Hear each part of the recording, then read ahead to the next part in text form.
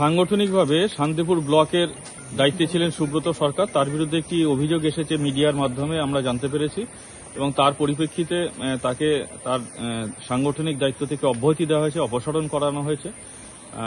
অভিযোগ যখন প্রমাণিত হবে, সত্য মিথ্যা যেটা হবে, তার পরিপ্রেক্ষিতে চূড়ান্ত সিদ্ধান্ত নেওয়া হবে।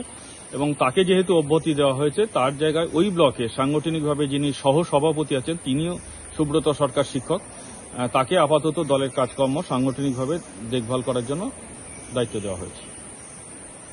সুব্রতবাবু, ইতিমধ্যেই জানা যাচ্ছে যে কিছুদিন আগেই আপনার বিরুদ্ধে অভিযোগ উঠেছিল যে আপনার দ্বিতীয় পক্ষের স্ত্রী, তাকে হুমকি দেওয়া হচ্ছে, এবং তারপর আপনি জানিয়েছিলেন যে তাকে আপনি চেনেন না।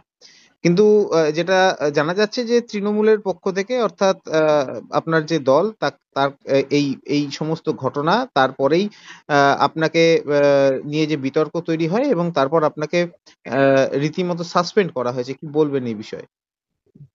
আমাকে জানায়নি, আমি জানি না কিছু। আমাকে দলের থেকে জানানো হয়নি, কোনো লেটার দিয়ে বা চিঠি দিয়ে আমাকে এখনো জানায়নি। এ বিষয়ে কি দলের সঙ্গে কথা বলবেন? অবশ্যই আমি জেলা প্রেসিডেন্টের সঙ্গে কথা বলবো।